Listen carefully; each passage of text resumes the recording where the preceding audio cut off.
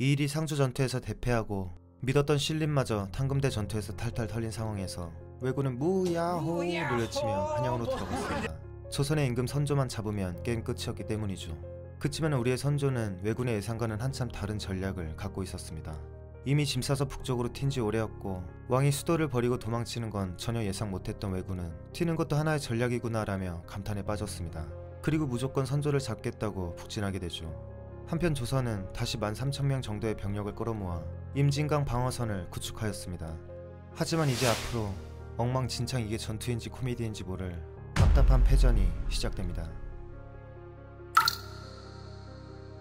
한강에서 시계 삽질한 인물이 또 한 번 등장합니다. 바로 김명원. 한강에서 왜군 막으라고 시켰더니 그냥 쫄아버리고 무기 다 버리고 튀어서 제대로 한번 싸워보지도 못하고 한양에 함락된 상황을 만든 인물이었습니다. 여기에 더해 육전 최초의 승리를 이끈 신각을 모함하여 사형시킨 희대의 트롤러였죠. 이런 크나큰 죄를 지었지만 우리의 자비로운 선조는 그를 용서하고 대신 임진강 방어를 제대로 막으라 재차 명하였습니다. 그렇게 이번엔 무조건 막는다는 생각과 함께 비장한 표정으로 왜군이 오기만을 기다린 김명원. 그리고 시간이 흘러 마침내 선조 때려잡겠다고 열심히 올라온 선발대 가토 기요마사가 임진강에 다다르자 주춤거리게 됩니다. 이따시만큼 큰 강을 건너야 되는데 선조가 임진강 건너기 전 배는 물론 뗏목에 쓸 나무는 싸그리 불태웠기 때문입니다. 혼란에 빠진 왜군들을 흐뭇하게 지켜보고 있던 김명원은 안타깝게도 곧 자신도 혼란에 빠질 것이라는 건 예상하지 못하고 있었죠. 조정에선 며칠째 이렇게 비장한 표정으로 서 있기만 한 김명원을 도통 이해할 수가 없었습니다. 딱 보니 병력도 조선이 더 많은 것 같은데 강을 건너가서 얼타고 있는 왜군을 시원하게 때려잡길 바란 것입니다. 이에 비변사가 선조를 설득하였습니다. 김명원 저거 요즘 아주 개판입니다.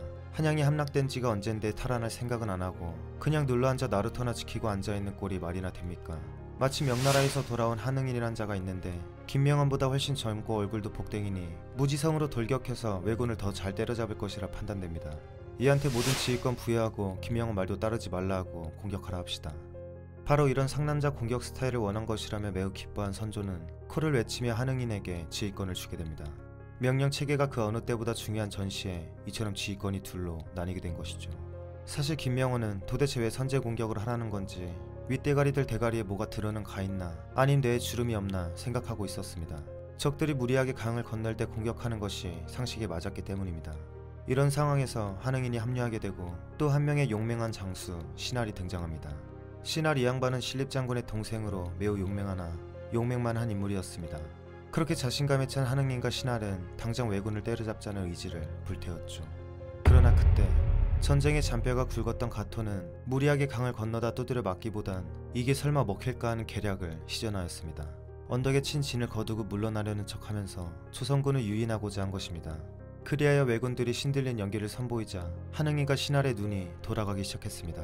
적이 후퇴하는 지금이 바로 절호의 공격 찬스라 판단한 것이죠.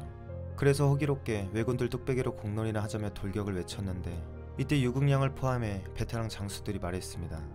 군사들이 먼 곳에서 오느라 밥도 못 먹었고 피곤해 죽습니다.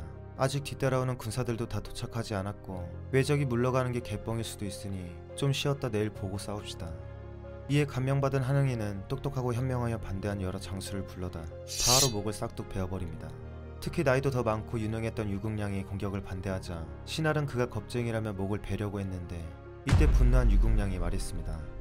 내가 어려서부터 군사가 되어 싸움에 따라다녔으니 어찌 죽음을 피할 생각을 하겠습니까?